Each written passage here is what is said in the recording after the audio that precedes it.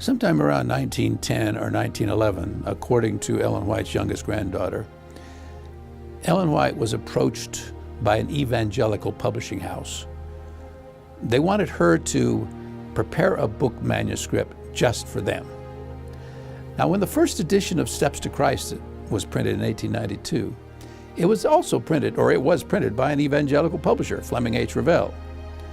And according, as near as we can tell from our records at the White estate, to try to figure out when this story happened that Ellen White's youngest granddaughter remembered, it was probably the same company, Fleming H. Revell. Whoever it was, they had arranged to come to Elmshaven, Ellen White's home in Northern California. And of course, if they're going to get an author, any author, if you're going to get an author to publish or to produce a book so that you can publish it exclusively, why, there has to be a signed legal contract. And so they came to Ellen White's home at Elmshaven.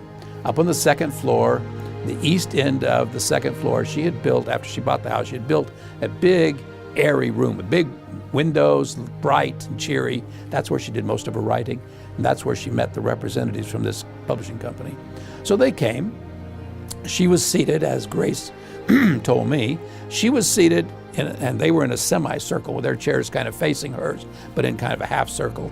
And they began to talk to her about this book that they wanted her to produce just for them so they could have the exclusive rights to publish it. And first one and after another one would talk about what they needed and what they wanted her to do, and how, if they had the permission, if she did this and they gave her exclusive permission, they would promote the book heavily, and that would mean bigger sales. They knew it was expensive for Ellen White to bring out her books, and so it all seemed like it was the way to go. And when they got through with their presentation, they put the contract there in front of her, because she would have to sign a legal contract saying that she was going to do this and then give them exclusive rights to it. And she reached over to pick up her pen, and then she laid it back down. And they thought, well, Mrs. White's getting old. Maybe she doesn't understand what we need from her.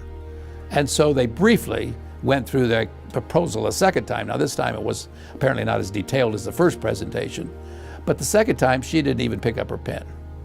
She just changed the subject tactfully, started talking about something else. So her son, W.C. White, Willie White, took the men downstairs, seated them in the parlor. He came back upstairs and he found his mother still seated right where she'd been, same chair. And he knelt down next to her and he said, "Mother, you understand why these men are here?" "Yes." "You know they want you to produce a book for their publishing company?" "Yes."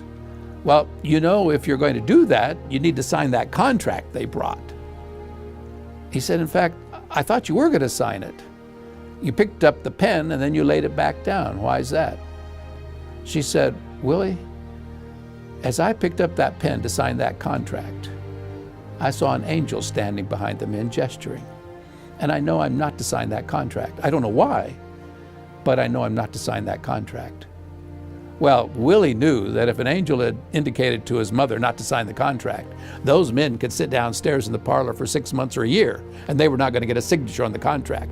So he went down and told them thank you for coming, but that his mother was not going to be producing the book for them.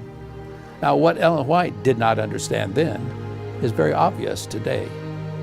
Any Ellen White book can be published by any Adventist publishing house anywhere in the world.